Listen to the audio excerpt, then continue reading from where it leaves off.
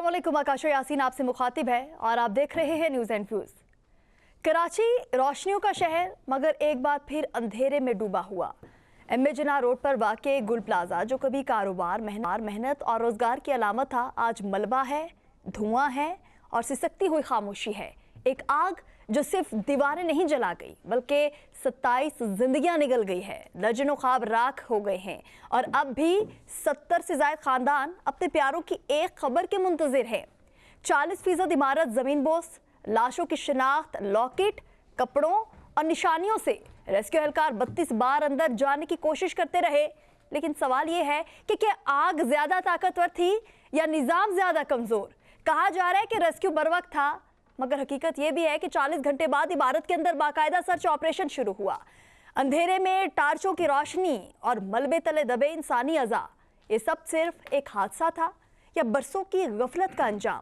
याद रखिए, 2 साल पहले की फायर सेफ्टी ऑडिट रिपोर्ट चीख कर खबरदार कर चुकी थी कि कराची की बेशतर इमारतें मौत का जाल बन चुकी हैं। 77% इमारतों में फायर फाइटिंग का सामान ही मौजूद नहीं।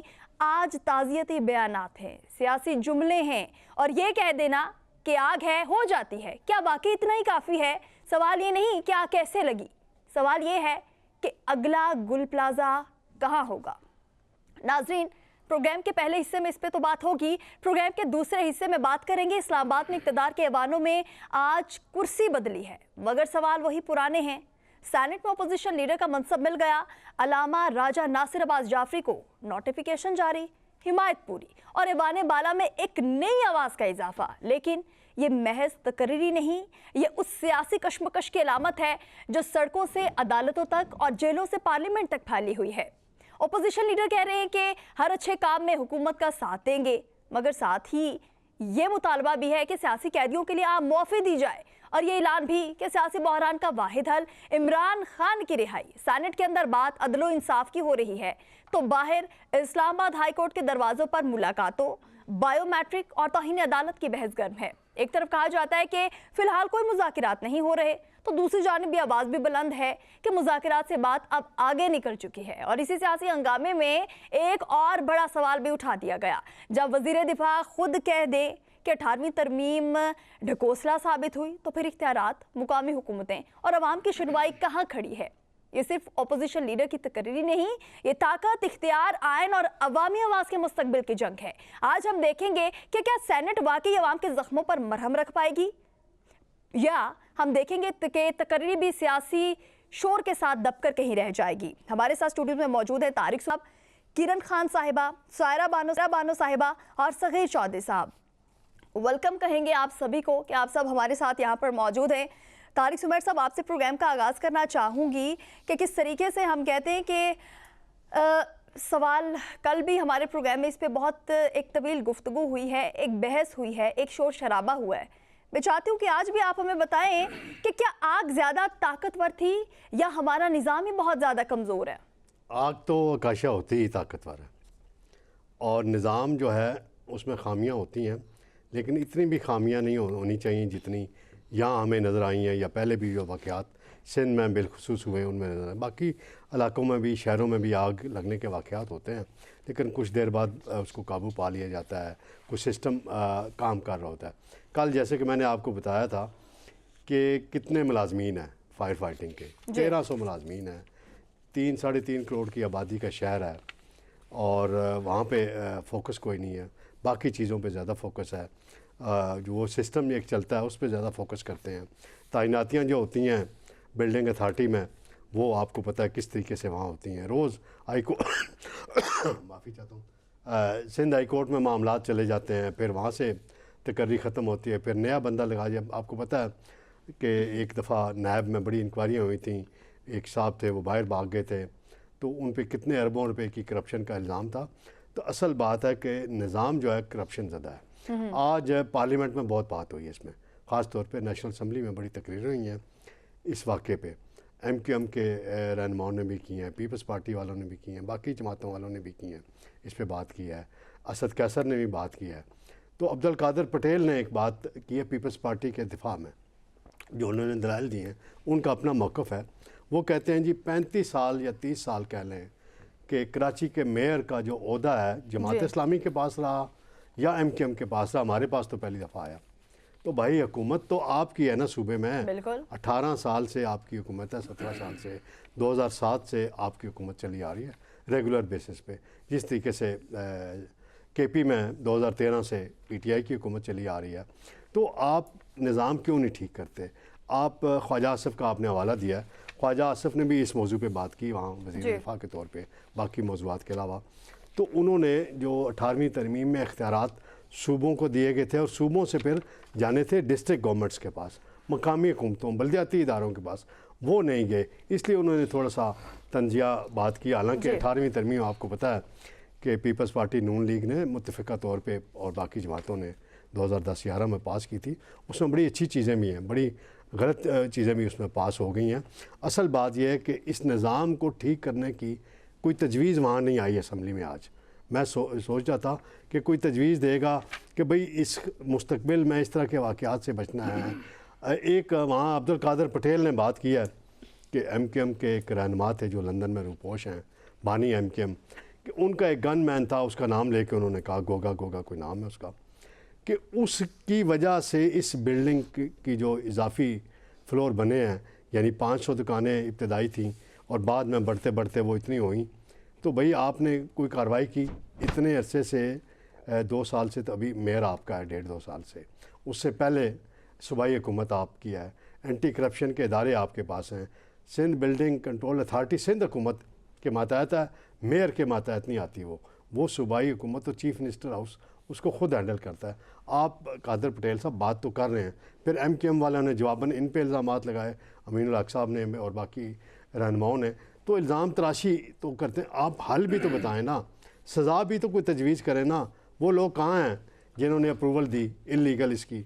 फिर जो रेस्क्यू का काम है उसमें जो खामियां नज़र आई हैं, वो तो अल्लाह माशाल्लाह के इतनी, और वहाँ आपने जैसे भी बताया 70 ख़ानदान अभी तक रोल रहे हैं, अस्पतालों में जा रहे हैं, DNA करा रहे हैं, उनको प्यारों को पता नहीं चलता। वो ही मुझे गखड़ प्लाजा वाले वाक़यात 2008 के याद आ जाते हैं कि वहाँ भी इसी तरह की कैफियत हुई थी, वहाँ भी प्लाजे पे आग लगी थी और वहाँ के मालकान भी बासर थे। इनके मालकान होते हैं बासर, नक्शे पास कराते हैं, करोड़ों रुपए रिश्वत चलती है और बाद में मरता कौन है? आम आदमी। फिर ताजर तंजीमों का भी अपना कसूर है, वो बात तो अपने ऊपर जिम्मेदारी नहीं लेते। टैक्स अगर हुकूमत उन पर थोड़ा बहुत 5,000 बिलों के मद में लगाने की आई थी कि बिजली का बिल जितना आएगा उसकी रेशो में, उस पर हड़तालें कर देते हैं। सेफ्टी के लिए कभी इन्होंने बात नहीं की ताजरों ने कि सेफ्टी हमने खुद भी तो करनी है ना। प्राइवेट अगर एक प्लाजा है, गवर्नमेंट की एक जिम्मेदारी एक हद तक है, आपकी अपनी भी तो जिम्मेदारी है ना उसकी सेफ्टी और सिक्योरिटी को इंश्योर करना। उसके जो रास्ते एग्जिट के थे वहाँ आपने दुकानें बनवा दी। चले उन्होंने बनवा दी सर जी, आग लग गई, अब लग गई है ना, अब तो हुकूमत को कुछ करना चाहिए। उसके बाद भी कुछ नहीं किया गया। जो उनकी गलतियां हैं वो एडमिट कर रहे हैं, वो उस चीज़ को मान रहे हैं, लेकिन जो आपकी गलतियां वो तो माने ना। हमारे साथ सायरा बानो साहिबा आप भी मौजूद हैं, बहुत शुक्रिया सबसे पहले ज्वाइन करने के लिए। मैम, हम देखते हैं कि कुछ दिन पहले 3 घंटे की एक बहुत ही लंबी स्पीच जो है वो की जाती है बिलावल भुट्टो साहब की जानिब से, और उसमें सिंध हुकूमत की कारकर्दगी हमें बताई जाती है। हमें बताया जाता है कि सिंध हुकूमत कितनी अच्छी कारकर्दगी इस वक्त जो है अपनी पेश कर रही है। उसके साथ हम देखते हैं कि MNA शहला रजा जो है पीपल्स पार्टी की, आज उन्होंने कहा है कि वहाँ पर गुल प्लाजा में अगर आती ज़दगी का वाक़या हुआ था तो वज़ीर आला का या वज़रा का जाना बहुत ही ज़्यादा ज़रूरत नहीं थी उस चीज़ की, सो तनकीद नहीं की जाए। उसके साथ साथ वो ये भी कह रही हैं कि न्यूजीलैंड में आग लगी तो 40 लोग हलाक हुए, ये आग है, हो जाता है मैम, सिर्फ हो जाता है। क्या कहेंगी? अस्सलाम वालेकुम। शहला रजा साहिबा को तो ये नहीं कहना चाहिए था। मेरी तो दिली हमदर्दियाँ हमेशा से उनके साथ हैं, और जब उनको देखती हूँ तो मुझे वो सानिया याद आ जाता है कि जब उनकी मतलब वो कहते हैं ना कि 2 बच्चे कराची का जो गटर और ये जो बीच में खुले हुए थे नाले, उस नाले में वो ट्यूशन जाते हुए वो गाड़ी गिरी उसके अंदर, और वो दोनों बच्चे वो कहते हैं कि वो मासूम फूल अपने रब से जा मिले। तो मैं तो ये समझती थी कि शायद उसके बाद वो कहते हैं ना कि एक माँ होने के नाते से ये बीड़ा उठा लेंगी कि उन नालों को और उन मेन होल्स और ये जो गटर के ढक्कन गायब हैं कि शायद वो इतनी तवाना आवाज होंगी अपनी पार्टी के अंदर कि कराची में ये मसाइल नहीं होंगे। लेकिन खैर फिर वो अभी आप लोगों ने और हमने कुछ दिन पहले देखा कि वो मुस्कुराता हुआ बच्चा कैसे फिर वो गटर में गिरा।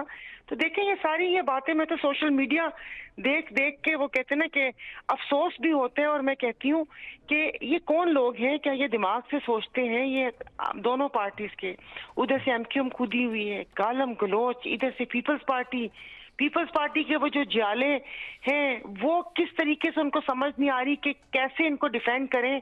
और ये सारा इल्जाम पीपल्स पार्टी के ऊपर, या जिसमें पीपल्स पार्टी को मलिया मेट कर दें और उनसे इस्तीफे ले लिए जाएं। ये बात ये कि आप और हमने कल बहुत इस के ऊपर तफसीली बात की कि यहाँ पर किसका इन जो इदारे सिंध गवर्नमेंट के अंदर आते हैं, करप्शन पूरे मुल्क को, क्या शहर को खोखला कर दिए। उन तमाम चीज़ों को देखना चाहिए। और फिर मैंने आपको गिनवाया भी था कहाँ कहाँ आग लगी, उसके बाद कमेटी बनी जी, उसके बाद इंक्वायरी होगी, वो कहाँ गई? ये मैं बता रही हूँ ना कि ये तो मिजाज है, पता नहीं हम लोगों का बन गया है। इस गवर्नमेंट हमें कुछ नहीं समझती। मसला ये कि ये आवाम को जवाब दे नहीं है। एमक्यूएम यहाँ पर कूद कर, मैंने तो अब वो फारूक सितार साहब की तकरीर सुनी, बंदा उनसे पूछे जब एक एब्सोल्यूट पावर आपके पास थी, आपकी एक से शहर बंद होता था और शहर खुलता था, उस वक्त आप लोगों ने ये शहर को, शहरी ये जो सारी चीजें उनको क्यों नहीं सही की? एक ही दफा हमने काम देखा था जब जमात इस्लामी की शायद वो नेमतुल्लाह साहब आए थे, उस वक्त एक जिस तरह हुआ था कि अच्छा भी ये काम काज हो रहे हैं। फिर उसके बाद ये लोग आए। तो बस इल्जाम अपने आप से, वो कहते हैं कि सियासत चमकाने का, या सियासत तो मैं नहीं कहूंगी, या सियासत ही कहूँ कि जो पार्टी इख्तिदार में रहते हुए भी जिन्होंने काम नहीं किया तो वो उधर से डिफेंड कर रही हैं, उधर से डिफेंड कर रही हैं। अब इनका कोई अपना खुदा ना खास्ता ऐसे नहीं कह रही मैं ये है कि हम हमेशा से जो भी जमात हुकूमत में होती है वो पिछली हुकूमतों पे ही इल्ज़ाम लगाती है कि जो भी नुकसान हुआ है वो पिछली हुकूमतों की वजह से ही हुआ है और जो कुछ हुआ है। और हमने इस वाक़े में भी यही देखा, कुल प्लाजा के वाक़े में भी यही तमाम तर चीज़ें हमारे सामने आई हैं। मैम, मैं ये एक क्वेश्चन आपके सामने रखना चाहूँगी कि डिप्टी कमिश्नर कराची के मुताबिक रेस्क्यू टीमें 40 घंटों के बाद इमारत में दाखिल होती हैं और अब भी दूसरी तीसरी मंजिल पर तलाश जारी है कि शायद कोई जिंदा इंसान जो है वो मिल जाए, शायद कोई मुर्दा है वो इस हालत में मिल जाए। क्या ये ताखीर आग की शिद्दत की वजह से थी या वसाइल की कमी थी, तरबियत की कमी थी? क्या समझती हैं आप? और उसके साथ अगर आग इतनी शदीद थी तो क्या इमारत के अंदर फंसे अफराद को छोड़ देना ही उस वक्त एक वाहिद ऑप्शन था? देखिए, अब ये ना ये मिसाल देते हैं हमारे जो हुकूमत में बैठे हुए थे, हमेशा मगरिब से हम लोग बड़े मुतासिर हैं। जब कोई बात होती है हम लोग कहते हैं, अभी कोई न्यूजीलैंड का भी जिक्र सुना आप और हमने, तो सोशल मीडिया पे वो वीडियोस भी देखी होंगी कि एक बिल्ली का बच्चा बचाने के लिए वो अपनी पूरी तगोदोद करते हैं और सारी वो चीजें करते हैं। इनके पास है ही नहीं। कराची की आप आबादी देखें, वो शहर, वो कहते हैं कि वो फैलता ही जा रहा है। आप जब बताएं कि ये फायर ब्रिगेड स्टेशन है, कितनी इनके पास नार्कल्स है, कितनी इनके पास बाकी चीजें हैं। तो ये खामखा में मलबा इधर उधर करके नहीं वो बात कर सकते। वही मैं कहती हूँ ना कि इसके बिल्कुल पास ही ये फायर ब्रिगेड स्टेशन था और इसके पीछे बड़ी अहम इमारतें हैं जहाँ पे चिड़िया भी पर नहीं मार सकती। तो उन्होंने भी तो कोई बंदोबस्त करके रखा होगा ना कि खुदा ना खास्ता ऐसे। बाकी कराची वालों की किस्मत में यही लिखा हुआ है। वो आप भले वो क्या कहते हैं, अक्सर बहरी अमूर में आग लगती रहती है। अभी कुछ कंटेनर्स को भी जला दिया गया। उससे पहले जब बाबर गौरी साहब थे, वो PIDC बिल्डिंग में अक्सर ही आग लगती है और रिकॉर्ड जल जाता है। तो खुदा जाने ये यहाँ पर आगे क्या करना चाह रहे हैं। अगर आप लोग अपनी सियासत करना चाह रहे हैं, कोई लड़ाना चाह रहे हैं किसी को, और ये कंफर्मेशन है मेरे पास कि जो अभी आगे जाके बहुत एक बड़ी चीज आने वाली है, उसके लिए ग्राउंड तैयार किया जा रहा है। मुझे बिल्कुल सच में नहीं समझ आ रही कि आप सुबह ख्यालात कोई दूसरे होते हैं, दोपहर को जब चीजें आगे होना शुरू होती हैं तब वो होते हैं, फिर शाम तक कुछ और इन्फॉर्मेशन मिलती है तो सर घूम जाता है। बाकी इन्होंने काम करना हो तो ये काम करते हैं, नहीं काम करना ये अपनी गलती मान ले, कौम से माफी मांग ले कि ये हमारी गफलत थी, हमने इन इदारों का जो बेड़ा गर्क किया है तमाम पार्टीज ने, MQM, Jamaat Islami, peoples party, बदस्ता, वो कहते हैं हाथ जोड़ के कौम से माफी मांगे। और जिस तरीके से इन्होंने हर महकमे में अपने बंदे, इनकॉम्पिटेंट बंदे भरे में, वो कहते सियासी भर्तियां की हुई कि लाओ इसको यहाँ नौकरी दे दो, उसको नौकरी दे दो। पहले तो आप मुझे बताइए, बाहर के ममालिक में तो फायर ड्रिल होती है बहुत पहले, मतलब जो हमें कि भी ये एम्बुलेंस के सायरन और ये होटल्स वगैरह में ये सारा कुछ तो पता चलता है कि जी भाई हर 1 या 2 माह के बाद ये फायर ड्रिल होती है। मैं क्या करूं आकाशा, मुझे ना वो क्या कहते हैं कि दिमाग घूम गया कि वो इतने मसाइल हैं कि किसके ऊपर बात करूं और किसके ऊपर ना बात करूं। ये मान लें ये इनकी नाअहली है, 17 साल मुसलसल हुकूमत, ये इदारों को नहीं, फिर ये आके अभी सोशल मीडिया पे चल रहा है कि जी मेयर को अभी 2.5 साल हुए। अरे भाई तुम लोगों को तो 17 साल हुए। ये इदारे किसके अंडर आते हैं? क्या आप सिर्फ ट्रांसफर पोस्टिंग के लिए बैठे हुए हो? क्या ये आप हिस्से बखरे करने के लिए बैठे हुए? तो बस सवाल तो होगा, इनकी नाअहली है। एग्जैक्टली आपने कहा, एमक्यूएम का भी जिक्र किया। सगीर चौधरी साहब, आपके जानिब बढ़ना चाहूँगे। जिस तरीके से एमक्यूएम की बात हुई है, तो एमक्यूएम के अमीनुल हक साहब ने आज कहा है कि डिप्टी कमिश्नर साउथ जो है उनका ऑफिस जो है चंद कदम के फासले पर था गुल प्लाजा से। उसके बाद हम देखते हैं कि केएमसी का जो ऑफिस है वो 1 किलोमीटर के फासले पर, जबकि 2 किलोमीटर के फासले पर सीएम हाउस है, चीफ मिनिस्टर का घर है। सो उसके बाद ये वाले वाकयात के वहाँ पर 40 घंटे की ताख़ीर जो है वो कहें तो गलत नहीं होगा, देखी गई है। कुछ अदाद शुमार है आपके पास, मैं चाहती हूँ कि हमारे नाजरीन के सामने रखिए आप। बिस्मिल्लाहिर्रहमानिर्रहीम। शुक्रिया आकाशा। देखें, ये एक बड़ा ही अफसोसनाक वाक़या है और 48 घंटे होने वाले हैं, लेकिन अभी तक रेस्क्यू ऑपरेशन ही मुकम्मल नहीं हुआ। ये भी बड़ी अफसोस की बात है कि हमारे इदारों की इतनी बड़ी नाअहली है कि हम 48 घंटे गुजरने के बावजूद भी रेस्क्यू का जो है वो काम मुकम्मल नहीं कर सके। और इसके बाद हमने रिलीफ का काम आगे क्या करना है, वो तो डेफिनेटली जिस तरह पहले कहा गया कि हुकूमत की तरफ से जो कुछ होता है रवायती अंदाज में वही होगा। अच्छा, ये मैं आपको थोड़ी सी तारीख़ अगर मुझे टाइम दे तो मैं आपको कराची की तारीख़ बता दूं कि आपको याद होगा सानिया बल्दिया फैक्ट्री हुआ था 11 सितंबर 2012 को, और तकरीबन 289 हाँ जी 260 से 70 मजदूर उसमें जाम बक हुए थे, मजदूर 289। अच्छा, हुआ ये था कि वो आग, पहले तो यही कहा गया कि शॉर्ट सर्किट, हम शॉर्ट सर्किट को बहुत ब्लेम करते हैं। हमारे मुंह पे पहला लफ्ज़ जो आता है, बेशक वो हुकूमती अरकान हो, नॉन टेक्निकल आदमी होते हैं, उनको पता ही नहीं कि आग लगी कैसे होगी, कह देते हैं शॉर्ट सर्किट। अच्छा, उसमें पहले शॉर्ट सर्किट, फिर उसकी जीआईटी बनी और जीआईटी में पता चला कि आग तो लगाई गई थी, और फिर उसको कहा गया कि ये दहशतगर्दी का वाक़या है, ठीक है। और उसमें फिर कन्विक्शन का आगे जो प्रोसेस था, चूँकि वो केस का फॉलोअप करना चाहिए, तो मुझे याद है कि उसमें अब्दुर्रहमान भोला एक बड़ा तारीखी नाम था, एमक्यूएम का था वो कारकुन, और उसको पकड़ा गया। और उसके अलावा एक मोहम्मद ज़ुबैर उर्फ चिड़िया, ये 2 मरकज़ी मुलज़म थे। इनको अदालत ने 2020 में फिर सज़ाएँ सुनाई थी, सज़ाए मौत। और इसमें कुछ लोग अभी तक नहीं गिरफ्तार हुए, 2012 से लेके अभी तक। और उस वाक़े की जीआईटी बनी थी, जीआईटी ने बहुत सारे लोगों को जिम्मेदार ठहराया था, अदालत से बहुत सारे लोगों को 15 साल गुजरने के बावजूद अभी तक बहुत सारे लोग नहीं पकड़े गए। अभी तक वो केस चल रहा है, अदालत में मुकम्मल नहीं हुआ, सिर्फ 2-3 लोगों को सजा हुई है, जिसका मैंने आपको जिक्र किया है। अच्छा, अब बात यह है कि ये सिंध बिल्डिंग कंट्रोल अथॉरिटी जो है उसके बिल्डिंग बाई लॉज हैं, ठीक है। आप बाहर की, जिस तरह सायरा बानो साहबा ने बाहर की बात की है और शैला रजा साहिबा ने भी न्यूजीलैंड की बात दाग दी है, तो बाहर का निज़ाम उनको शायद पता नहीं है कि बाहर का निज़ाम होता कैसे है। मैं बता देता हूँ कि बाहर फायर फाइटिंग का सिस्टम होता कैसे है। जितनी भी कमर्शियल बिल्डिंग्स हैं उनका जो फायर फाइटिंग सिस्टम है वो ऑटोमेटिकली फायर ब्रिगेड के साथ कनेक्ट होता है। वहाँ पर छोटा सा धुआं, हल्की सी स्मोक या इस तरह का कोई भी कॉशन आता है तो आपको कोई 16 पे या किसी को इतला देने की जरूरत नहीं है, वो उनके सिस्टम में जाती है और वहां पे फायर ब्रिगेड की गाड़ी विद इन मिनट पहुंचती है। और पाकिस्तान में जो रिस्पॉन्ड है रेस्क्यू का और फायर टेंडर के पहुंचने का मैक्सिमम 5 मिनट है। आप समझिए, मैक्सिमम 5 मिनट। 5 मिनट में आपने रिस्पॉन्ड करना है। वहाँ पे फायर टेंडर पहुँचेगा, अगर हाइट पे है तो स्नॉर्कल्स पहुँचेंगी, उसको जाके करेंगी और उसके बाद जो है वो रेस्क्यू काम शुरू हो जाएगा। ये आपने रिस्पॉन्ड करना है 5 मिनट में। और आप खुद कह रही हैं कि 40 घंटे तक ये शुगुल मेला चलता रहा, खुदा ना खास्ता। और आपको ये पता होना चाहिए कि आग ये कराची में पहली दफ़ा लगी है ना, ये दूसरे शहरों में पाकिस्तान के जो बड़े शहर हैं उसमें लगी है। आग तो हमेशा लगाई जाती है।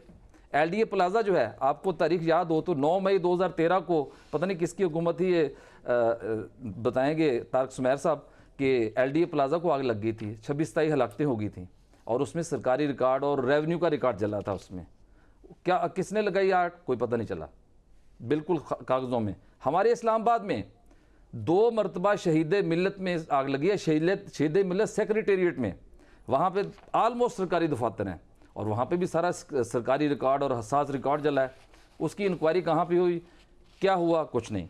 अब इस वाक़े को इतना अरसा गुजर गया, मेरा ख्याल है कि 40-45 घंटे गुजर गए या 48 घंटे गुजर गए, भाई इस पे कोई इंक्वायरी, किसी को जिम्मेदार ठहराया जाए, जो मुतलका इदारे हैं। कमिश्नर कर रहा है, अच्छा, जो खुद इदारों को सरबराह। कोई कमिश्नर की इंक्वायरी यहाँ पे वैलिड है ही नहीं, ये यहाँ पे JIT बननी चाहिए और मतलब इसमें पूरा बिल्डिंग कंट्रोल डिपार्टमेंट इन्वॉल्व है। देखें, बिल्डिंग बाई लॉज हैं, मैं आपको उसकी वजाहत कर देता हूँ। बिल्डिंग बाई लॉज क्या कहते हैं? बिल्डिंग बाई लॉज ये कहते हैं कि तामीर बिल्डिंग की कहाँ पे होनी चाहिए, कितनी उसकी हाइट होनी चाहिए और उसका पहले नक्शा किस तरीके से होगा वो अप्रूव करवाना ज़रूरी है। उसमें हिफाजती इंतजाम होने बहुत ज़रूरी हैं। फायर फाइटिंग का, जिसमें सबसे सर फहरिस्त है कि फायर फाइटिंग का सिस्टम होना बहुत ज़रूरी है। इसके अलावा एमरजेंसी के एग्ज़िट के रास्ते उसमें होने चाहिए। इसके अलावा और जो तामीराती मवाद है उसका म्यार कैसा होना चाहिए, ये सारी चीज़ें आपके उस बिल्डिंग बाइलाज में मौजूद हैं। पार्किंग की किस तरीके से होनी चाहिए, वहाँ पर रिहायशी और कमर्शियल का जो है उसकी हदूद का तयन किया गया है बिल्डिंग बाइलाज में। जितने भी शहरों में ये डेवलपमेंट अथॉरिटीज़ हैं, जैसे SBCA है, उस वहाँ पे सिंध बिल्डिंग कंट्रोल अथॉरिटी है, ये उसकी ज़िम्मेदारी है। इसी तरह से इस्लामाबाद में CDA है, लाहौर में LDA है, रावलपिंडी में RDA है। ये मुख्तलिफ अथॉरिटीज़ बनी हुई बिल्डिंग बाइलाज हैं और बाकायदा कानून मौजूद हैं और उस पर सज़ाएँ मौजूद हैं और उस पर मुकदमात का अंदराज तक भी मौजूद है कि अगर आप थारोली उसका विज़िट करते हैं, आप ऑडिट करवाते हैं, तो ऑडिट आपने कब करवाया इसका?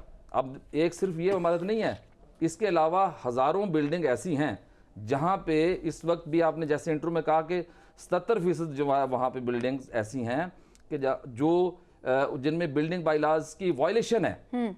तो भाई आपकी ये वायलेशन जो है इसको कंट्रोल कौन करेगा? और जो इंसानी जानों का ज़िया हुआ उसका जिम्मेदार कौन है? इसमें तो और मुकदमा होना चाहिए था मुकामी थाने में कत्ल का और इंसदादे दहशतगर्दी का, और उसके बाद इस पे प्रॉपर JIT बननी चाहिए।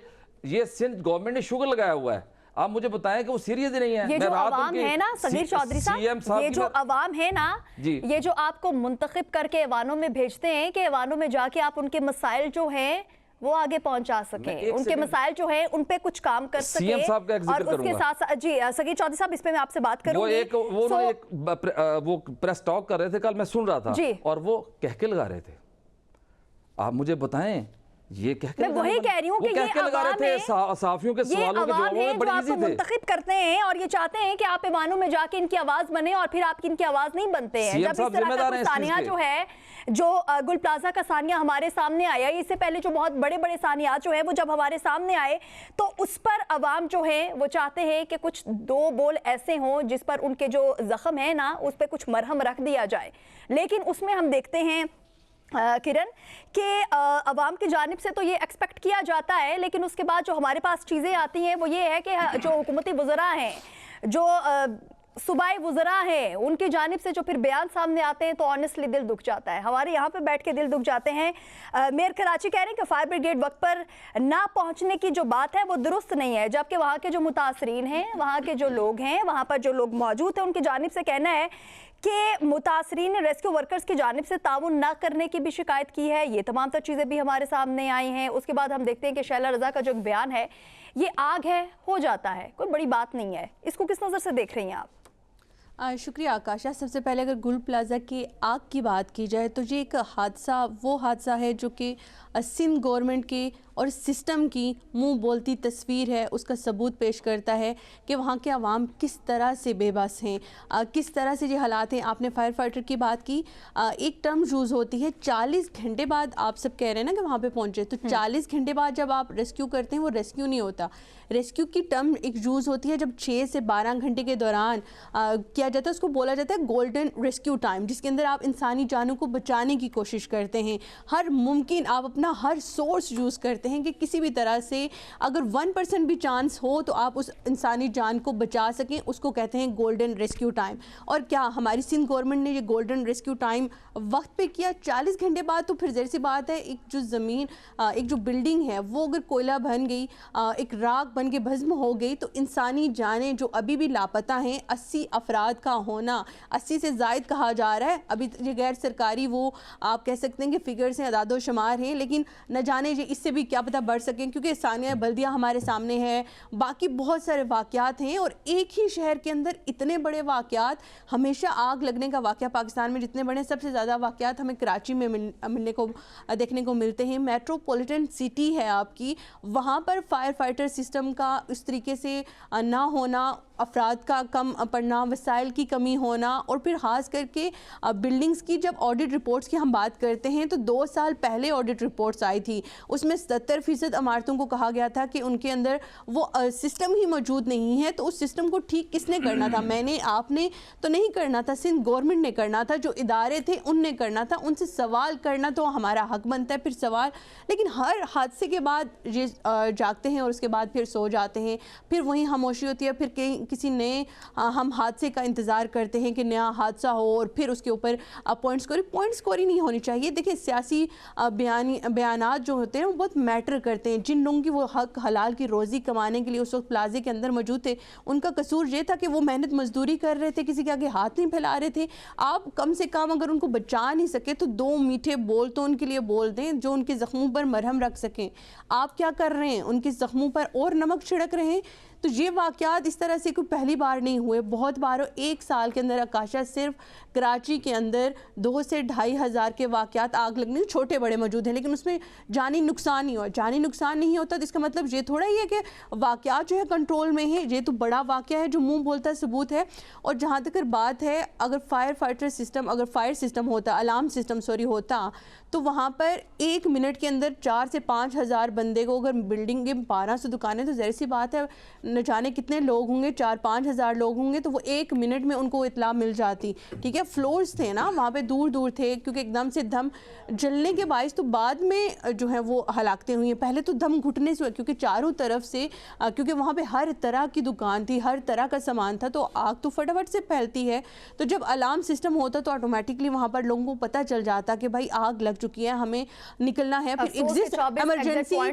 इमरजेंसी एग्जिस्ट उस तरह से थे ही नहीं, तंग रास्ते थे। फिर आग ने जिस तरीके से फौरी तौर पर, और एक और सबसे बड़ा अलमिया मुझे जो आकाश में लगा कि 40 से 45 मिनट लगे हैं नीचे से फर्स्ट फ्लोर से आग को सेकंड में पहुंचने में। तो 40 मिनट तक अगर रेस्क्यू हम नहीं कर सके ऑपरेशन उस तरीके से, काश कि अगर हम वो जब फर्स्ट फ्लोर पे आग लगी थी 40 मिनट में हमारे जो सिक्योरिटी जो सारी इदारे हैं अगर वो पहुंच जाते, सारी चीज़ें अलर्ट हो जाते, तो हो सकता है जी जानी जो कीमती जानों का ज़िया हुआ है जी कम होता, इस तरह से ज़्यादा ना हो पाता। लेकिन क्योंकि वहाँ पर बहुत सारी निगलिजेंस हैं, इदारों की निगलिजेंस हैं, गवर्नेंस की निगलिजेंस हैं, तो आप इसको किस तरीके से रोकेंगे? आप क्या जवाब देंगे? आपके अपने बयानात में तनाज़ात हमें दिखाई दे रहे हैं। आपका मेयर कह रहा है कि जी रेस्क्यू जो है वो रेस्क्यू टाइम से था, तो 45 मिनट बाद सेकंड फ्लोर पे आग पहुंची है। तो 45 मिनट में अगर आप कह रहे हैं कि 10:16 पे आपको इत्तला मिल गई थी, तो आप समझे 10:16 से लेकर 11 बजे तक फिर तो आग को काबू पा लेना चाहिए था। तो क्या था? और अगर आपने लोगों को वहाँ पर ट्रेनिंग्स होती, लोगों को पता होता कि खुद से अगर वहाँ पे शॉप्स के अंदर आग बुझाने वाले आलात मौजूद होते, ट्रेनिंग्स होती, तो शायद लोग अपने तक बहुत सारी चीज़ों को कंट्रोल कर लेते। ये सारी चीज़ें किसके करने वाली हैं? ये सारी इस चीज़ के ऊपर बहुत सवालात बहुत सारे आकाशा पॉइंट्स करनी हो बहुत हैं, लेकिन हम देखते हैं कि पीपल्स पार्टी के जो वज़रा है उनके पास जवाब इस वक्त जो तसल्ली है वो खुद नहीं दे पा रहे। और जिस तरीके से आपने कहा कि जो वज़रा हैं उनके बयानात में बहुत ज़्यादा तजादात जो हैं वो पाए जा रहे हैं। पीपल्स पार्टी के वज़रा जो हैं उनकी जानिब से ये भी कहना है कि कल से हमें बहुत ही ज़्यादा तनकीद का निशाना बनाया जा रहा है, सो ये चीज़ें नहीं होनी चाहिए। ब्रेक पर अभी जा रहे हैं, ब्रेक पर से आने के बाद हम इस पर भी बात करेंगे कि गुल प्लाजा के बाद कोयटा में चकजई प्लाजा और लियाकत बाजार में भी आग लगने के वाकयात जो हैं वो सामने आए हैं। क्या ये सिलसिलावार सानेहात जाहिर करते हैं कि मुल्क भर में फायर सेफ्टी का निज़ाम जो है वो तबाहाल है? ये शायद है ही नहीं। इस पर बात करेंगे। यहाँ पर वक्त तो एक शॉर्ट ब्रेक का, हमारे साथ रहिए।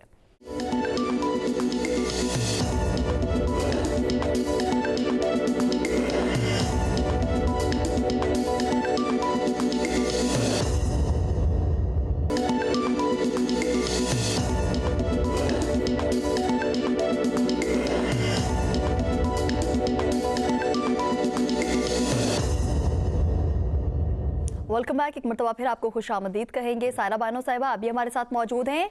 गुल प्लाजा के बाद हम देखते हैं कि कोयटा में चकजई प्लाजा और लियाकत बाजार में भी आग लगने के वाकयात जो हैं वो सामने आ रहे हैं। क्या ये सिलसिलावार सानिहात जो है वो जाहिर करते हैं कि मुल्क भर में जो फायर सेफ्टी का निज़ाम है वो तबाह हाल है या शायद है ही नहीं?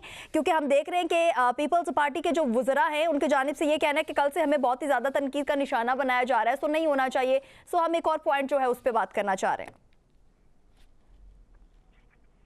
अच्छा, इनको वुज़रा को तनकीद का निशाना न बनाएं, इनको बारी बारी बुलाकर फूलों के हार पहनाए जाएं। एक्सपेक्ट वो यही कर रहे हैं। से बैठे हुए हो और उसके बाद आप कराची में हैं मैडम, जाएं कोई फूल शूल लेके जाएं इन वुज़रा के लिए। मैं तो बस अभी कुछ कहूंगी तो वो ऐसे हो जाएगा, किसी मकबरे पे चढ़ा दूं फूल।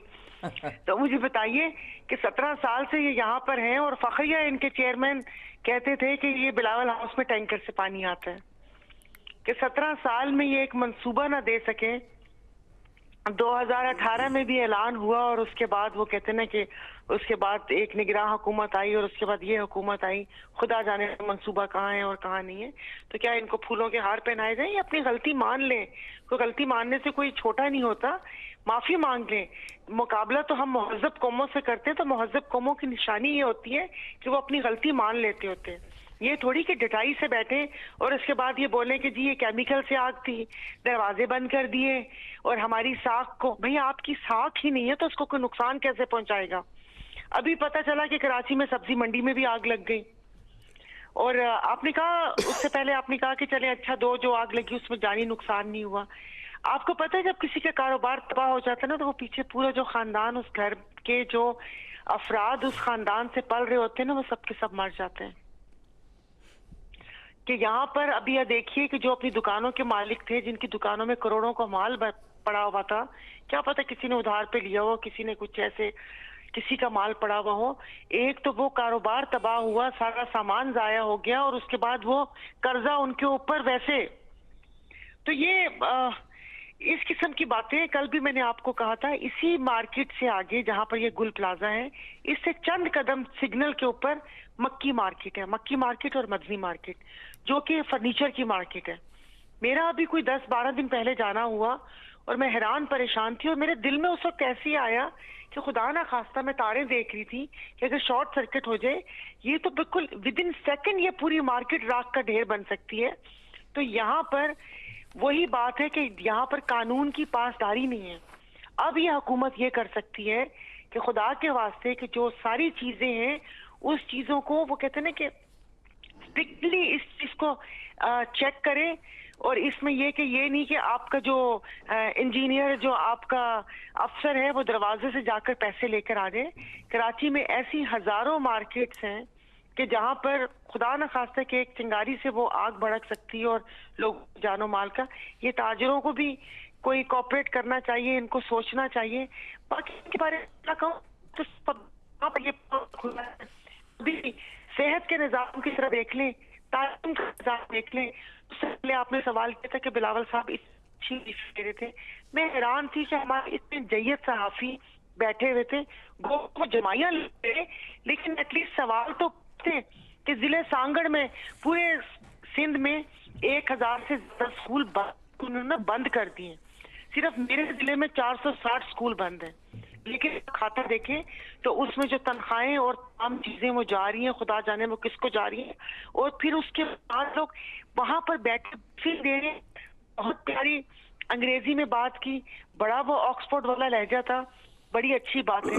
मगर कैसे, मैं कहती हूँ इस पढ़ाई लिखाई का क्या फायदा कि जो आप उस तालीम हासिल करके आए और आपके दिमाग में ये ना हो कि यही तालीम मुझे अपने सूबे के बच्चों को देनी है। तो यहाँ पर हालात ऐसे हैं कि आप जो महकमा उठाएंगे वो करप्शन ज्यादा, कोई करप्शन ज्यादा लफ्ज भी बहुत कम है जी। 4-5 लोग हैं जो यहाँ पर बैठे हुए उस पूरे सिस्टम को चला रहे हैं। एक मतलब मैं कह रही हूँ एक को दिया, 4-5 लोग नाम कह लूँ, तस्वीरों में वही आसे पासे आपको नजर आते होंगे कि वो सारा वो करके 24 घंटे इनका यही वो होता है, अवाम को इन्होंने फेंका हुआ है। वो फिर कहते हैं कि अवाम में हिम्मत नहीं है। भाई वो 2 वक्त की रोटी खाएं या एहतजाज करें, यहाँ पर तो इन बेचारों को सिर्फ एक हरी कार्ड का वो दिखाते हैं तो लोग वो कहते हैं कि बेचारे उस तरफ भाग पड़ते हैं, वोट नहीं देते। कल वोट की बात हुई थी तो और यही वो अवाम है जो इनको सेलेक्ट करते हैं, इनको वोट देते हैं, इनको मुंतखब करते हैं और इनको अवानों तक पहुंचाते हैं। एक second, Benazir income support card ji, यहाँ पर लोग ने मुझे इलेक्शन आपको देखते ये हमारा बेनजीर जा पैसा बंद टीवी का, उनको मैं समझा के थक गई कि भाई इमरान खान आया था ना, तुम लोगों को पैसे नहीं दो। लेकिन यहाँ पर उनको ये था कि अगर वोट हमने इधर दिया तो ये बेनजीर के पैसे खत्म हो जाएंगे। तो आप मुझे बताएं क्या बंदा, कहाँ से सिस्टम आप तब्दील करेंगे, कहाँ से? ये तो आशीर्वाद के बगैर अब जितने पंजे इन्होंने गाड़ लिए कोई जीत भी नहीं सकता। क्या मैडम क्या अगर आप तब्दीली आना कहें कि हाँ- जरूरी है इन वाकयात के बाद? आना जरूरी है। अभी क्या बंदा कहे, हम बस बात ही कर सकते हैं, तब्दीली बहुत ज्यादा मुझे जरूरी एक है। बात बताइए, जी। आपने बुनियाद की ईंट टेढ़ी लगाई और उसके बाद आप कहें कि ये सीधी दीवार क्यों नहीं हो रही? ये स्टार्ट ही ऐसे था, जो मतलब हमारी इब्तिदा ही नकली क्लेम और नकली जातों से हुई है। उसके बाद तमाम चीजें आप देख लें, ये सब लोग काबिज हैं। तो मुझे नहीं समझ आती, लोग कहते हैं कि ये तब्दीली हो जाएगी। मैंने इलेक्शन में लोग मुझसे पूछ रहे थे कि अदी नौकरी मिलेगी, ये होगी, मैं खामोश थी। मैं कह नहीं भाई मैं तुम्हें नौकरी नहीं दे सकती, क्योंकि झूठा वादा इसलिए कि हमारे इदारों में इतनी कैपेसिटी नहीं है कि इतने सारे लोग उनमें भर्ती किए जाएं। ना यहाँ पर लोगों को उन चीजों के मौके हैं। एग्जैक्टली सही आप कहा ये देख मैम ने। लें। मैम आपका पॉइंट आ चुका है, बहुत शुक्रिया। और इसी के साथ ही नाजरीन, जो दूसरा टॉपिक है हमारा, उस पर अगर जाएं तो फाइनली जिस तरीके से कल तारिक सुमैर साहब ने भी बात की थी कि हुकूमत की जानिब से जो लचक दिखाई गई है, मतलब एक एहसान किया गया है पीटीआई पे। अलामा राजा नासिर अब्बास सेनेट में ओपोजिशन लीडर मुकर्रर हो गए हैं और कल महमूद खान चकजई जो है वो भी ओपोजिशन लीडर कौमी असम्बली में हो गई थी भाई, तकर्री हो गई थी उनकी, लीडर ओपोजिशन लीडर मुकर्रर हो गए थे।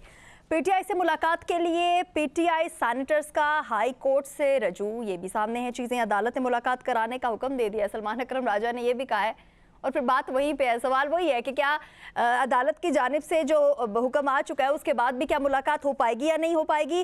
तारिक सुमैर साहब, माजी में मुज़ाकिरात आगे नहीं बढ़ सके, फिलहाल कोई मुज़ाकिरात नहीं हो रहे हैं, बैरिस्टर गौर ने ऐसे कहा, और उसके साथ साथ अलीमा खान ने भी कहा है कि मुज़ाकिरात से अब बात जो है वो बहुत आगे निकल चुकी है। उसके साथ अगर अपोजिशन लीडर की बात कर ली जाए तो वो कह रहे हैं कि हर अच्छे काम में हुकूमत का साथ देंगे, मगर साथ ही ये मुतालबा भी किया कि सियासी कैदियों के लिए आम मुआफ़ी दी जाए, और ये ऐलान भी कि सियासी बहरान का वाहिद हल जो है वो इस वक्त यही है। आप क्या समझते हैं? जी बिल्कुल जी, आज अलामा नासिर अब्बास साहब को चेयरमैन सेनेट ने ऑफिशियली नॉमिनेट कर दिया और सेक्रेटरी सेनेट ने नोटिफिकेशन जारी कर दिया हफीज़ शेख साहब ने। और वहाँ बड़ी जनाब, मैं तो आज हैरान हो रहा था, सेनेट में तकरीरें हो रही थी, सब उनको मुबारकबाद दे रहे हैं, राना सनाउल्लाह साहब मुबारकबाद दे रहे हैं, और जवाबन अलामा नासिर अब्बास ने राना सनाउल्लाह साहब की तारीफ़ें की। तो मैं समझा कि भाई ये तो कोई एक ही पार्टी के लोग नहीं लग रहे थे, ऐसा कि तारीफ़ों के एक दूसरे के। तो बहरहाल दाल में कुछ काला तो नहीं है? नहीं, वो तो फिर आप 10-15 दिन ठहरें, फिर ट्रोलिंग का इंतज़ार करें इन दोनों की, अपोजिशन लीडर्स की, जो होती है एक मखसूस जगह से कराई जाती है। तो वहाँ नासिर भट्ट हैं जो नून लीग के सेनेटर हैं, उन्होंने कामरान मुर्तज़ा की एक बात की आज तस्दीक की है। कल गो के महमूद खान चकजई ने नेशनल असम्बली में उसकी तरदीद की थी। नासिर भट्ट ने भी कहा कि इनकी अपॉइंटमेंट में, इनकी तकर्री में महमूद खान चकजई की मियाँ मोहम्मद नवाज शरीफ का किरदार है। कामरान मुर्तज़ा साहब ने भी ये बात की थी, और कल चकजई साहब ने कुछ थोड़ा इस्लामी टच उनमें नज़र आया, उन्होंने हवाले दिए कुरान और हदीस के कि झूठी बात को मत आगे फैलाओ। तो यही बात हम भी कहते होते हैं कि जो सोशल मीडिया पे झूठ फैलाया जाता है उसको पहले परखा करें, पहले तस्दीक किया करें, फिर फैलाया करें, फिर फैलाया करें। की तरफ जा रहे हैं ये वही मैंने आपको एक फ़िक्रा कह दिया, 15 दिन इंतजार करें। 15 फिर वहाँ उस्मान कामरान मुर्तज़ा साहब से मेरी मुलाकात हुई सेनेट के इजलास के बाद। तो मैंने कहा जी ये जो चकजई साहब ने आपके हवाले से कल बात की है तो इस पर आप कोई बात करेंगे? कहते यार मैं मज़ीद उलझना नहीं चाहता, मैंने जो कहना था मेरी इन्फॉर्मेशन थी मैंने कह दिया। आपने नासिर भट्ट की अभी तकरीर नहीं सुनी, नासिर भट्ट नवाज शरीफ के कितना करीब है जी। उसकी बात पे आपको यकीन नहीं आया। कल वो वलीमा भी अटेंड करके आया जुनैद सफदर का, यहाँ तक फिर वो उस्मान बदीनी है, वो भी JUI के रहनुमा हैं, वो भी उनके साथ थे। और उन्होंने भी कहा कि भाई कल आपने HXA की तकरीर के सारे पॉइंट नोट किए, मुफाहमत की बात भी कर रहे थे और PTI के मौक़िफ़ की बात कर रहे थे। तो आप समझें कि ये मुफाहमत का एक आगाज़ हुआ है, बातचीत का एक आगाज़ हुआ है और हम JUI वेलकम करती है। तो यहाँ तक तो अभी मामलात ठीक जा रहे हैं। असल बात है कि अल्लामा नासिर अब्बास भी कह रहे हैं हुकूमत के अच्छे कामों की हम साथ देंगे।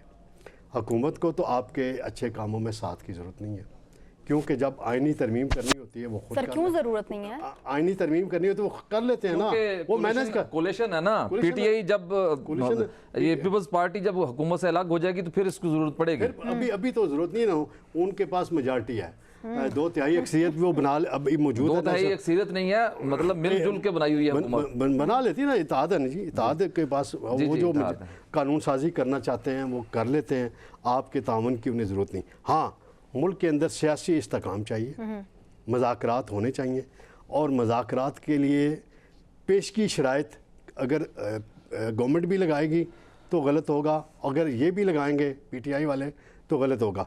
जहाँ तक अल्लामा नासिर अब्बास ने कहा जी सियासी कैदियों को आम माफ़ी दी जाए, क्या इसमें आप सियासी कैदी सारे सियासी कैदी हैं? जी बिल्कुल हैं। 9 मई के मुकदमे वाले सियासी कैदी है ना जी भाई, मैं 9 मई के आप छोड़ दें, वो भी छोड़ दें। 9 मई के मुकदमे में इमरान खान इतनी बड़ी पार्टी के वो लीडर हैं। जी 190 मिलियन पाउंड हजम हो गया। तो बाकियों ने नहीं किया था? 190 मिलियन पाउंड तो बाकियों में भी थी ना। हाँ भाई थी ना, तो अदालतों से बरी हो ना, तो ये भी अदालतों से बरी हो जाए, अदालतों से बरी हो जाएगा सईद साहब, अदालतों से बरी हो। मेरा पॉइंट, तो उन्हीं अदालतों ने सजा भी तो सुनाई थी ना। मेरा पॉइंट मुकम्मल होने देना, फिर आप अपनी बारी। अदालतों ने सुनाई थी। मेरा पॉइंट मुकम्मल होने दें। जी। मैं कह रहा हूँ कि ये अल्लामा साहब कह रहे हैं सियासी कैदी हैं। 9 मई वालों को मैं सियासी कैदी नहीं मानता, जो मुलजम जेलों में हैं, जिनको सजाएं हुई हैं। 9 मई की बात ही नहीं कर रहे, वो इसी उनका इशारा इसी तरफ है ना। 9 मई की बात, अल्लामा नासिर अब्बास का इशारा उस तरफ है। 9 मई में तो अल्लामा नहीं हुई। किनको? उनको 9 मई में सजा ही नहीं हुई। बाकियों को तो हुई है ना भाई, बहुत सौ को हुई है। तो मैं इमरान खान की बात कर रहा हूं उमर ना। यूब को नहीं हुई, डिस्क्वालीफाई हुआ। उमर यूब आज तक गिरफ्तार हुआ है, उमर यूब जेल गया, आज तक डिस्क्वालीफाई होके KP में बैठा हुआ है। बाकी लोगों को नहीं हुई। तो पकड़ लें पंजाब उनको। में कहाँ से पकड़ने? KP में शाह महमूद कुरैशी 4 मुकदमों में बरी हुए हैं। तारिक साहब उनको सजा दी। तो पहले ये 9 मई पे माफ़ी मांगे कौम से और उसके बाद सियासी कैदियों की माफ़ी की बात करें, फिर बात बन जाएगी। 9 मई पे माफी जैसे मुराद राज से मांगी थी। हाँ जी जी जी जैसे मैडम अंदलीब अब्बास ने मांगी थी। किससे? जिस तरीके से अंदलीब अब्बास साहब ने मांगी थी। वो बहुत सी माफियां हुई हैं यहाँ। गंगा नहा लिए ना, ये तो कन्विक्टेड थे, इनको तो इन पे वो था। तो मतलब इतना बड़ा सानिया सिर्फ एक माफी का वो है नहीं, वो कह रहे हैं ना अल्लामा मांगी तो साहब के आपने सियासी गंगा नहा कैदियों लिया। को तो एक रास्ता खुल सकता है ना माफी से। आप अपनी गलती तो माने ना कि 9 मई को हमने फौजी तनसीबात पे, GHQ पे, कोर कमांडर हाउस पे गलत हमले किए। तारक साहब इसको मजम्मत करते हैं, इसको तस्लीम करें ना। तो हम इसको तस्लीम नहीं करती ना PTI की तो सब मजम्मत करते हैं। वो तो मजम्मत करना बानी PTI ने आज तक मजम्मत नहीं की। आप बताइएगा तारिक सुमैर साहब के सारे जो एनालिसिस है वो आपने सुने, किस नजर से देख रही हैं आप? मैं तो भाई इनको बड़ी तनकीदी नजरों से देख रही हूँ। अच्छी बात है जी। और मुझे मतलब आप देखें, कोई उसका एविडेंस दे दें, बस देखिए अब इस पे बात नहीं करते। ये तो बड़ा नाजुक मामला है। नाजुक क्या मतलब, अभी 2.5 साल से यही सुन रहे हैं भाई आप सबूत ले आए, आप वीडियो, आप वो फुटेजेस ले आए और आप दे दे सजा। फिर सजा को इसलिए नहीं माना नहीं जाएगा अवाम की तरफ से कि देखे ना मुराद राज को मास्टरमाइंड कहा था, उसके बाद वो साइड पर हो गए। फिर जैसे ये फरूख चौधरी वो हो गया और क्या कहते हैं अंदलीब अब्बास और बाकी सब लोग भी जितने भी हैं, ये इमरान इस्माइल वगैरह, ये पार्टी छोड़ी और उसके बाद हालांकि सबके नाम थे। तो फिर इसको कैसे देखेंगे भाई? अगर जुर्म है तो जुर्म है, मतलब वो जुर्म क्या है? अगर आप कहते हैं कि ये तनसीबात पे हमले किए, तो क्या उस तनसीबात पे हमले पे एक माफी पे माफ कर देंगे जैसे बाकियों को माफ किया है? तो भाई आप 40 लेकर आ जाए। काश वो कहते ना बल्दिया फैक्ट्री वालों को भी ऐसी ही सजा दी जाती कि तुम लोगों ने आग लगाई है, मगर मसला ये है कि उनको गले से लगा के 14 सीटें दे दी MQM को। सबको पता है कि वो MQM में आग लगाई है, एविडेंस भी था जी। 15 साल हो गए मैडम, अभी तक बहुत सारे मुलजम फरार हैं, मफरूर हैं। फरार क्या, मास्टरमाइंड असेंबली में बिठाए हुए, जितना शक्ल से दिखते हैं ऐसे हैं नहीं। आप ये देखें, ये भाई भाई बहुत बड़े भाई थे सारे जितने भी बैठे हुए। मैम, पीटीआई की जानिब से मुसलसल कानूनी रास्ते जो है वो इख्तियार किए जा रहे हैं कि बानी पीटीआई से मुलाकात हो जाए, वो भी नहीं हो रही, और हुकूमत को बाखूबी इस चीज़ का अंदाज़ा है कि जब तक बानी पीटीआई से मुलाकात नहीं होगी तब तक मुज़ाकरात जो हैं वो भूल जाएं, और जो एहतजाज होने जा रहा है वो फिर होगा। फिर भी हुकूमत की जानिब से, हुकूमती वज़रा की जानिब से इस तरह के बयानात, इसको किस नज़र से देख रही हैं इस वक्त? ये ऐसे ही है, मैं वही तो कह रही हूँ, टाइम गेन कर रहे हैं। उनको भी पता है कि जो ये बैठे हुए हैं ये कुछ कर नहीं सकते। अभी वो भी आए हैं, अभी बिल्कुल सही कहा कि 15 दिन के बाद इन दोनों साहिबान को भी इन्होंने नेज़े की अनी पे टंगा हुआ होना है और यही बोलना है कि इन्होंने कॉम्प्रोमाइज हो गए और ये हो गया वो हो गया। तो ये यहाँ पर ऐसे ही चल के आधे, मेरा ख्याल है काम होने वाला, कम्प्रोमाइज वाला की तरफ जा रही बात। देखिए इसी तरह वो अकरम राजा, आलिया हमजा मलिक, इवन सुहेल आफरीदी, वो जो चला गए गंडापुर साहब, उसके 3-4 बाकियात रहती हैं। जफर सुपारी है कि पता नहीं चालिया है, कौन है वो इनके आप सोशल मीडिया उठाकर देख लें, कोई भी, वो तो मुझे मूसा सिद्धू वाले का गाने का वो आते हैं ना कि ये सारे जो सर्टिफिकेट हैं, कौन है गद्दार और कौन ये है, सारे मिल देने फेसबुक थे। तो वो सारी चीजें आपको सोशल मीडिया पे आपको पता चल जाएगा किसका किरदार क्या है। ये तो सर्टिफिकेट बांटते फिरते हैं। तो अब देखें, हुकूमत भी बस ऐसे ही टाइम गुजार रही है, कुछ समझ नहीं आ रही। साथ ही उनको डराया हुआ है किसी वंडर बॉय से, हालांकि थंडर बॉय जो इनका है वो देखे शादी अटेंड की और उसके बाद फिर पता नहीं कहाँ न्यूजीलैंड के दौरे पे चले गए।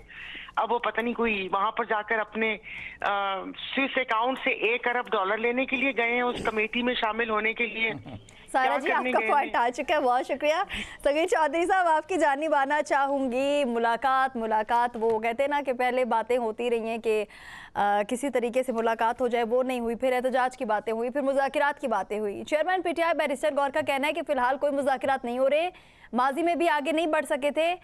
मतलब अब इस तरह के बयान जो हैं वो दिए जा रहे हैं। हुकूमत जो है वो तो चाहती है, बहुत ही संजीदा हो चुकी है सगीर चौधरी साहब, के अब मुज़ाकरात जो है उसकी बात होनी चाहिए, एहतजाज की जानिब मत चाहिए, अच्छे बच्चों की तरह मुज़ाकरात पर आइए, टेबल टॉक होनी चाहिए। क्या अपोजिशन लीडर की तकरीर के बाद पीटीआई हुकूमत से बातचीत की तरफ जा सकती है या इमरान खान की रिहाई तक मुज़ाकरात नामुमकिन नजर आते हैं आपको? आकाशा, मैं आपको एक खबर भी दे दूं कि 8 फरवरी तक तो मुलाकात भूल जाएं पीटीआई वाले, हालांकि करवा देनी चाहिए ताकि हालात जो है वो बेहतर हो जाए। मुमकिन ही नहीं है, ये आपकी ख्वाहिश हो सकती है, खबर दे रहे हैं आप। मुमकिन ही नहीं है, क्योंकि ये फैसला हो चुका है कि उनसे किसी की मुलाकात नहीं होनी जी। बेशक उनका कोई ब्लड रिलेशन है, बेशक कोई सियासी कायदीन हो, कम वक्त में आप ज्यादा बात करें जी, बेशक ब्लड रिलेशन हो, बेशक सियासी कायदीन हो या उनके वकला हो, किसी की मुलाकात नहीं होगी। वो बेशक दागल नाके पे रोज़ाना रात को बैठें या जो मर्जी करें, मुलाकात उनकी 8 फरवरी के बाद होगी। और ये भी मैं आपको बता दूं कि 8 फरवरी ही ये बताएगा, एहतजाज की जानिब फिर क्या होगा? 8 फरवरी ही बताएगा कि आगे सियासत का रुख किस तरफ जा रहा है, ठीक है। 8 फरवरी के बाद तमाम चीजें जी, और क्योंकि 8 फरवरी जो है वो हुकूमत को भी इस हवाले से बहुत सारी इतलात हैं कि हो सकता है कि पीटीआई जो है जो चाह रही है वो उसके करीब चली जाए या वो जो टारगेट है वो अचीव कर ले। अगर 8 फरवरी तक ये मामला जो है वो अचीव हो गया तो फिर गवर्नमेंट के लिए बड़ी मुश्किलात पैदा हो सकती हैं। किरण, जिस तरीके से हम देख रहे हैं कि हुकूमत जो है अब संजीदगी दिखा रही है, वो कह रहे हैं कि मत जाए एहतजाज की तरफ, मुज़ाकरात की तरफ आ जाते हैं, बात कर लेते हैं। और हुकूमत बाखूबी इस चीज़ का उनको अंदाज़ा भी है और पता भी है कि जब तक बानी पीटीआई से मुलाकात नहीं होगी, जब तक उनकी बहनों की या उनके वकला की मुलाकात नहीं करवाई जाएगी तो ये एहतजाज तो होकर रहेगा। तो ऐसे में जिस तरीके से सगीर चौधरी साहब ने कहा कि 8 फरवरी तक तो हम मुलाकात को भूल जाएं, पीटीआई जो है मुलाकात को भूल जाए, सो हुकूमत को चाहिए नहीं कि एक मुलाकात करवा दी जाए, हो सकता है एहतजाज की जानिब ना बढ़े आगे पीटीआई। आकाशा, ऐसा तो हो नहीं सकता। और दूसरी जानिब अगर हम बात करते हैं कि जो हुकूमत बात करती है मुज़ाकरात की, आज सेनेट के अंदर भी राना सनाउल्लाह जब हाउस पे बात कर रहे थे तो उनका भी यही कहना था कि भाई आए बातचीत से मसाइल का हल होगा, इसके अलावा तो कोई ऑप्शन नहीं है। अगर ये वाला आज जो अपोजिशन लीडर का मामला है ये भी तो बातचीत से हल हुआ है और 22 सेनेटर की हमायत के साथ आज राजा नासिर इकबाल जो है अपोजिशन लीडर बन गए हैं। नासिर अब्बास जो है वो अपोजिशन लीडर बन गए हैं। तो ये तमाम तर जो बातें होंगी पीटीआई में जिस तरह से उन्होंने साथ देना है या अपोजिशन करनी है, तो अपोजिशन में अवाम की भी बात होनी चाहिए, सिर्फ एक लीडर के ऊपर जो है बात नहीं होनी चाहिए। अवाम की बात आज की गई है और ये अवाम इनसे उम्मीद करती है, क्योंकि यहाँ पर अवाम जब अपने वोट देके भेजती है तो वो एक्सपेक्ट करती है कि उनके भी मामलात उठाए जाएं, जो कि बहुत बड़े बड़े उनके मामलात हैं। अवाम की बहुत सारी चीज़ें हैं जो होनी चाहिए। सिर्फ एक ही लीडर, क्योंकि बहुत टाइम से हम तो उसको कवर करते हैं, देखते भी हैं, लेकिन वहाँ पर सिर्फ एक शख्स की ज़ात के ऊपर बात की जाती है और वहीं पर ख़त्म हो जाती है। और दूसरी जानिब डेफिनेटली एक पार्टी है, उनका लीडर है, वो हक रखते हैं कहीं ना कहीं उनको मुलाकात, क्योंकि 2 महीने के बाद उनकी एक बहन की मुलाकात करवाई गई थी और उसके बाद फिर से नहीं की गई। तो पीटीआई फिर ज़ाहिर सी बात है उसके ऊपर भी हुकूमत अपोजिशन करेगी और बाकी चीज़ें। लेकिन जहाँ तक अगर बात है मुज़ाकरात की, तो इस तरीके से ना तो पीटीआई मुज़ाकरात पे टेबल पे आएगी और ना ही हुकूमत, क्योंकि हुकूमत संजीदा होती है तो वो कह देते हैं भाई हम डमी हुकूमत के साथ जो है वो मुज़ाकरात नहीं करेंगे, मुज़ाकरात जिनके साथ करने चाहिए फिर हम उन्हीं के साथ होंगे। तो ये मामलात इस तरह से तो ठीक नहीं होने वाले। बहुत सारी इसके पीछे चीज़ें हैं। जब तक पीटीआई संजीदा नहीं होगी तब तक मुझे लगता है मामलात आगे नहीं बढ़ेंगे। अब आपको फील हो रहा है कि पीटीआई ही संजीदा नहीं है। बहुत शुक्रिया किरण, आपका पॉइंट आ चुका है। तारिक सुमेर साहब, किरण खान, साहिरा बानो साहिबा और सखी चौधरी साहब, आप सभी हमारे साथ मौजूद थे। इसी के साथ ही अपनी मेज़बान आकाशो यासीन को दीजिए इजाज़त। खुदा हाफिज़।